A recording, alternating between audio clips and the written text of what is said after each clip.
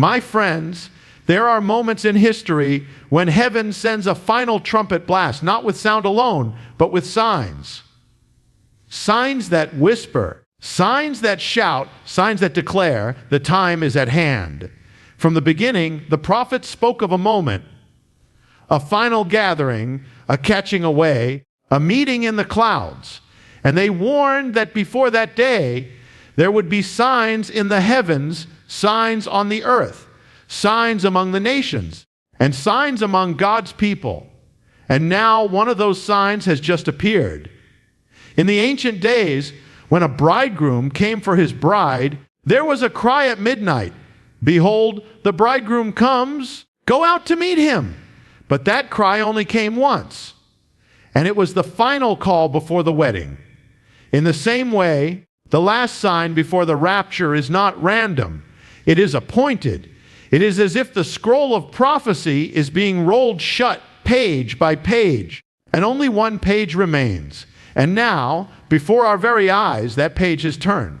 Consider the patterns. Israel restored to the land. The fig tree blossomed. The nations aligning, as the prophets declared. The world descending into lawlessness, as it was in the days of Noah and Lot. And now, the sign that comes before the voice like a trumpet has been set in place. This sign is not simply a headline, it is a convergence.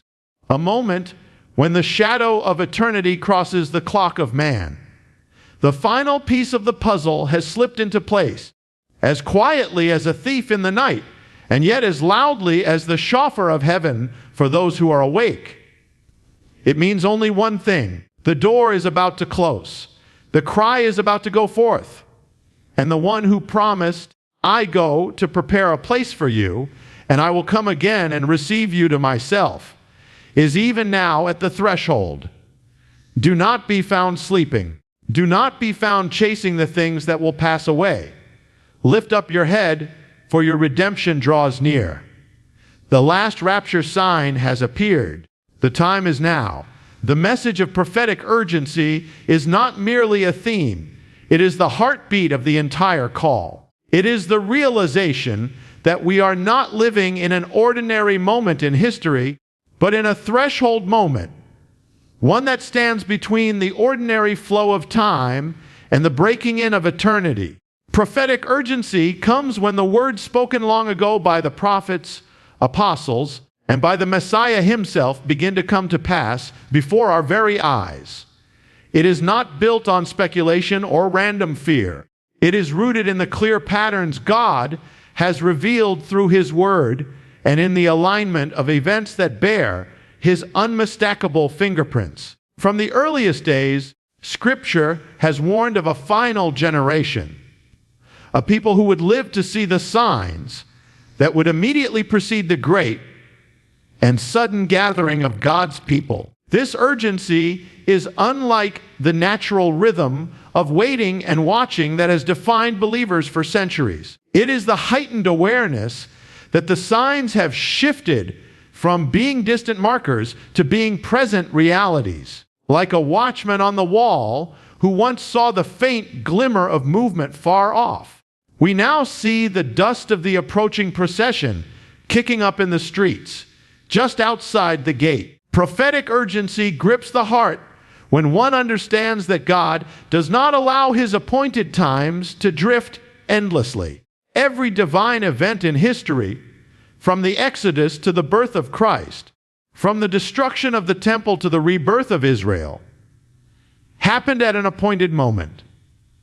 The God who said, "At the appointed time I will return," has not lost control of his calendar. And when his prophetic clock nears the striking of the hour, it is the duty of the watchman to cry out. The difference between ordinary expectation and prophetic urgency is the difference between waiting for the rain someday and seeing the dark clouds already gathered overhead, smelling the scent of water in the wind. It is no longer about if. The storm will come, but when and when is not a distant thought but a present reality. Urgency comes because the signs are converging. Events that have taken thousands of years to align are now in place simultaneously, as if the author has brought all the actors onto the stage for the final act. This urgency carries both warning and invitation. It warns that the time for hesitation is slipping away. The window of grace is still open, but it will not remain open forever. It invites every hearer to step into readiness, to make sure the oil is in their lamp, the garments are without stain, the heart is without distraction.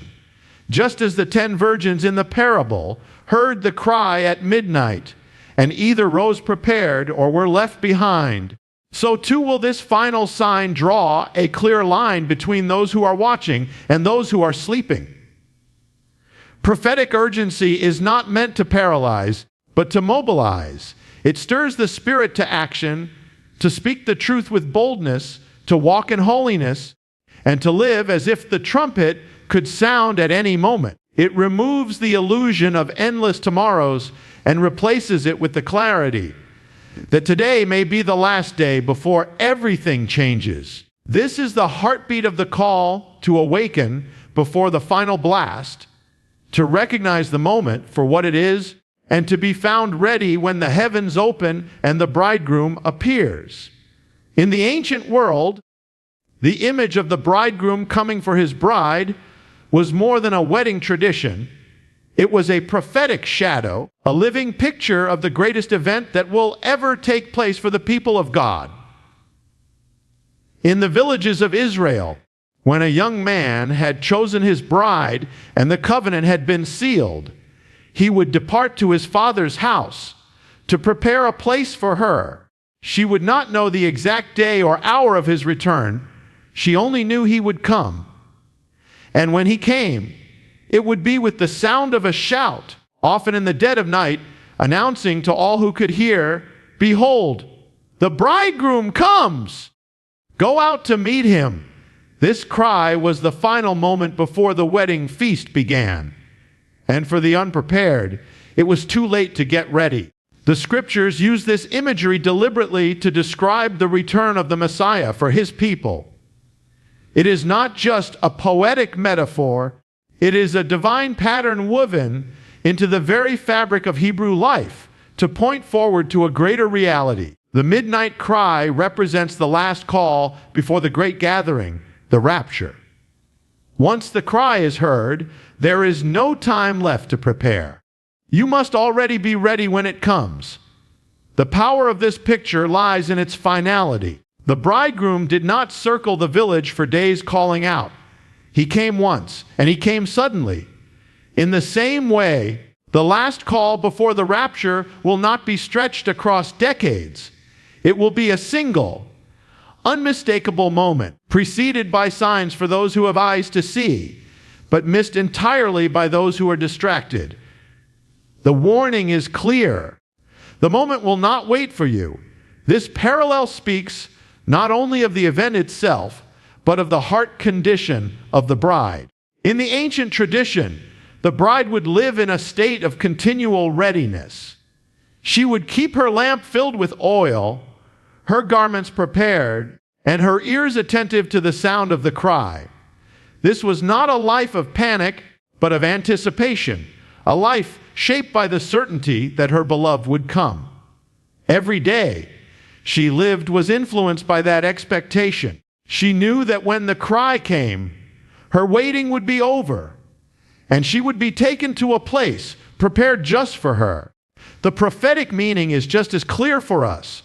The people of God are the bride, and the Messiah is the bridegroom. His promise is sure. I go to prepare a place for you, and I will come again and receive you to myself. But the warning is also sure. Only those who are ready when he comes will be taken. The midnight cry will divide the prepared from the unprepared, the watchful from the distracted, the faithful from the complacent. In our time, the signs that the bridegroom's approach is near are multiplying. The world stage is aligning with prophecy. The moral darkness deepens like the gathering of night, and yet within that darkness the final cry will come. It will be sudden, it will be loud, and it will be irreversible. Therefore, the call is to live as the ancient bride did, not in fear, but in readiness. Keep the oil of the Spirit full in your life. Keep your garments unspotted from the world. Keep your eyes fixed on the horizon, for when the cry rings out, there will be no more time to decide. The bridegroom is coming, and he will not delay. The signs that mark the approach of the great and final gathering are not scattered, random events. They are converging like rivers flowing into a single sea. This is one of the clearest markers that the hour is late. The patterns and prophecies that were once unfolding in isolation are now unfolding together. Convergence is not coincidence. It is the signature of the author, orchestrating the movements of nations, the rise and fall of powers, and the unfolding of events to bring all things into alignment with His Word. For centuries, watchmen could point to one sign or another: the regathering of Israel, the increase of knowledge, the spread of the gospel to the nations. Each of these was significant, but they were like single stars in the night sky, each shining on its own. Now, they have formed into a constellation, connected, deliberate, undeniable. The rebirth of Israel has already taken place. The Jewish people have returned to their land, and Jerusalem once again stands at the center of the world's attention, just as the prophets declared it would. At the same time, we see nations aligning in ways foretold long ago. Alliances are forming that mirror the ancient prophecies, even among nations that once had little to do with one another. The tensions in the Middle East, the rise of powers in the North, the unrest among kingdoms, and the shifting of global influence. All of these movements echo the ancient words. The scriptures speak of a time when the nations would be drawn into position, like pieces on a chessboard, each move bringing the game closer to its final moment. That time is now. Alongside these geopolitical signs is the moral and spiritual climate of the world. Lawlessness is not only increasing, it is celebrated. Darkness is not merely tolerated, it is embraced. The days are becoming as they were in the times of Noah, when violence filled the earth, and as in the days of Lot, when corruption and immorality were rampant. These are not simply cycles of history. They are prophetic indicators that the world is ripening for judgment and that the rescue of the righteous is near. When these three streams, the restoration of Israel, the alignment of the nations, and the moral collapse of society, merge together, they form a river that flows directly into the final events foretold by God. This is convergence. It is not a slow process stretching endlessly into the future. It is accelerating, like the last seconds of a clock ticking faster as it approaches the hour.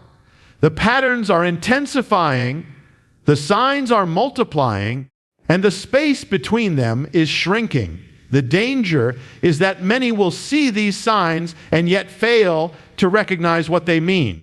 Just as in the days of the flood, people will eat, drink, marry, and carry on with life as though nothing unusual is happening until the moment comes and it is too late. But for those who are awake, convergence is the trumpet call before the trumpet. It is the signal to lift your head, to purify your heart, and to fix your eyes on the one who promised to come. When all the streams of prophecy join together, there is no going back to the days when the signs were isolated.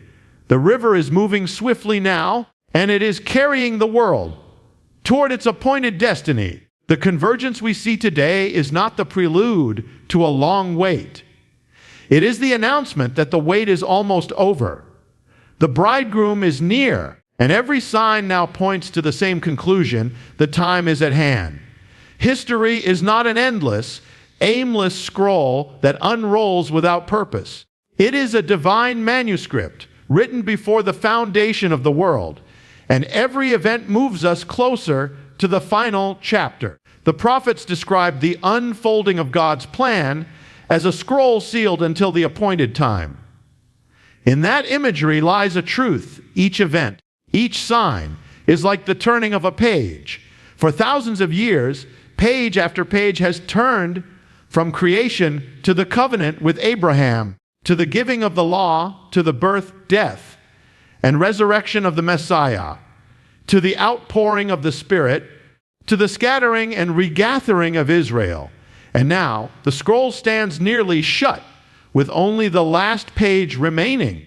That last page is not a vague or hidden thing for those who have eyes to see. It contains the final moments before the great gathering, the rapture, and the judgments that will follow. The reason the imagery of a scroll is so powerful is that once the final page is read, the story as we know it will be complete. You cannot go back and rewrite it. You cannot pause it midway. The author himself will close it with his own hand. In the realm of prophecy, the turning of each page has been marked by unmistakable signs. The return of Israel to its land was one such turning, a monumental moment after nearly 2,000 years of exile. The recentering of Jerusalem as a point of global controversy was another. The rise of lawlessness, the global shaking of nations, the moral collapse, and the aligning of powers are all written on the lines of these final pages. We are not at the beginning or the middle of the book. We are standing at the edge of its conclusion. The weight of this reality is not meant to instill despair, but to awaken urgency. The last page means that the storyline has already reached its climax. The tension is at its highest. The next movement will not be another 1,000-year wait for the next chapter. It will be the fulfillment of what saints and prophets have longed for across the ages. The rapture is not a distant subplot in a far-off chapter. It is the scene that is about to unfold before our eyes. The closing of the scroll is not a slow, gentle act. In the book of Revelation, when the seals are broken, events move swiftly and without pause.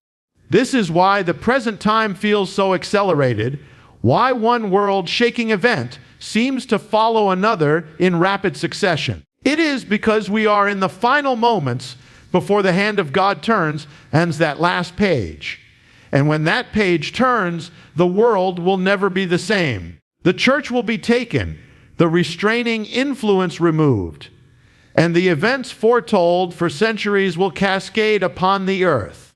Those who belong to the bridegroom will be with him, and those who remain will face the time of tribulation spoken of by the prophets. This is why the last page matters.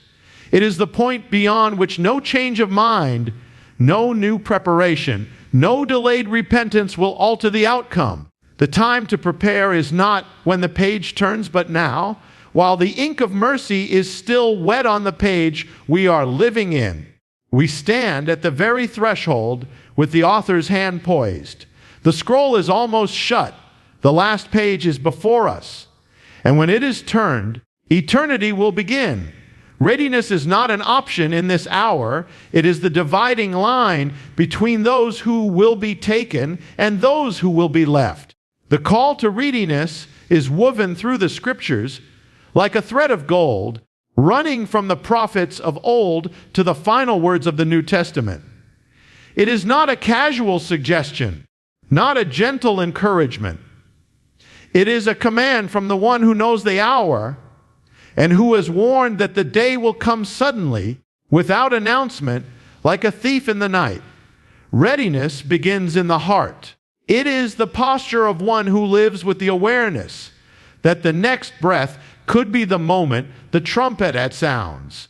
It is the mindset of the bride in the ancient wedding tradition, who did not know the day or the hour when her bridegroom would appear, but who kept her lamp filled and her garments pure. In that world, to be caught unprepared was to lose everything. The door to the wedding feast would be shut, and no amount of knocking or pleading could open it again.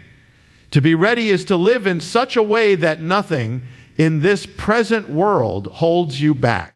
It means your faith is alive, your walk is pure, and your priorities are shaped by eternity rather than by the fleeting distractions of the age. It means there is no hidden sin left unconfessed, no bitterness left to poison the soul, no divided loyalty between God and the world. Readiness is not a feeling, it is a condition, a spiritual state of constant watchfulness. This is why the warning is so urgent. The signs are converging, the last page of the scroll is turning, and the final sign has appeared. When the call comes, there will be no time to run back and make things right, no chance to gather oil for an empty lamp. The parable of the 10 virgins is clear. 5 were wise and ready, 5 were foolish and unprepared. All were invited, all had lamps, all had the appearance of belonging, but only those prepared in advance entered in. Readiness is also about focus. In a world where the noise of news, politics, entertainment, and personal ambition fills the air, the call is to tune your ear to the sound of the approaching bridegroom. It means choosing what will feed your spirit rather than what will lull you to sleep. The danger of the last days is not only the persecution of the faithful, but the distraction of the faithful. The slow, subtle drift into complacency where the things of God are pushed aside for the things of the moment. The call to readiness is not meant to be a burden, but a joy. To live ready is to live in the light of hope, knowing that every sunrise could be the last one we see on this earth before seeing His face. It is to live free from the chains of this world, to hold lightly to possessions, positions, and plans, and to hold tightly to the promises of God. It is the life of one who says, "Come, Lord Jesus," not with dread, but with anticipation. When the trumpet sounds and the voice calls, those who are ready will not scramble in panic. They will rise in joy. They will not be caught unaware, for their eyes have been watching, their hearts have been longing, and their lives have been prepared. This is why the call is now. Readiness cannot be postponed. The time to prepare is not tomorrow, for tomorrow is not promised. The moment to be ready is today, while the door of grace is still open before the cry at midnight echoes through the earth. The hour of His coming is not far off in the distance. It is standing at the threshold. The imminence of the event means that there is nothing left in the prophetic calendar that must take place before the bridegroom calls His people home. The stage is set, the actors are in position, the last sign has appeared, and the next sound we hear could be the voice like a trumpet, summoning the redeemed to meet Him in the air. Imminence is the reality that the rapture is not only certain, but near, so near that it could happen at any moment. This truth has echoed through the centuries, but never has it carried the weight it does now. For generations, believers have looked for the day, longing for the fulfillment of the promise. But they saw the signs from a distance, like travelers catching sight of a mountain range far on the horizon. Now, that horizon has moved. The peaks are no longer distant, they are towering over us, close enough to see their detail. We are no longer walking toward prophecy. We are standing in the midst of it. Imminence changes everything about the way we live. When you know that an event could happen at any moment, you do not drift through life as if time is endless. You prepare. You stay alert. You keep your heart in order and your lamp burning. This is why the warning of Scripture is not to calculate the day or the hour, but to live every day as if it could be the day. For when the moment comes, it will come suddenly, without pause, without warning. The voice will call, and in the twinkling of an eye, everything will change. The nearness of the rapture also means that the window of opportunity is closing. The time to proclaim the gospel, to reach the lost, to reconcile with those estranged, to walk in obedience. That time is now. For when the bridegroom appears, the day of grace for the church's mission will end, and a new and terrible chapter will begin on the earth. Those who are ready will be taken into the presence of the Lord. Those who are not will face the tribulation that follows. There is an urgency that comes from imminence that cannot be imitated. It is the difference between a soldier hearing that war might one day come and a soldier hearing that the enemy is already at the gates. We are not in the one day stage. We are in the any moment stage. Every sign, every shift in the world, every tremor in the nations is pointing in the same direction, pressing the same truth into our hearts. The time is at hand. And for those who belong to Him, this truth is not cause for fear, but for joy. It means that the long wait is almost over. It means that the promises made by the one who cannot lie are about to be fulfilled. It means that we are closer to seeing His face than to seeing another generation pass. The imminence of the rapture is not a shadow hanging over us. It is the dawn breaking through the darkness, the announcement that the night is almost gone. This is why the message must be spoken clearly. Be ready now, live as though the trumpet will sound before the day is done. Do not delay in setting your heart right, in walking in holiness, in reaching out to those who do not yet know Him. For when the moment comes, it will be too late to prepare. The door will close, the scroll will turn its final page, and eternity will begin. The nearness of that moment is not just a doctrine to believe, it is a reality to live. The time is now, and He is at the door.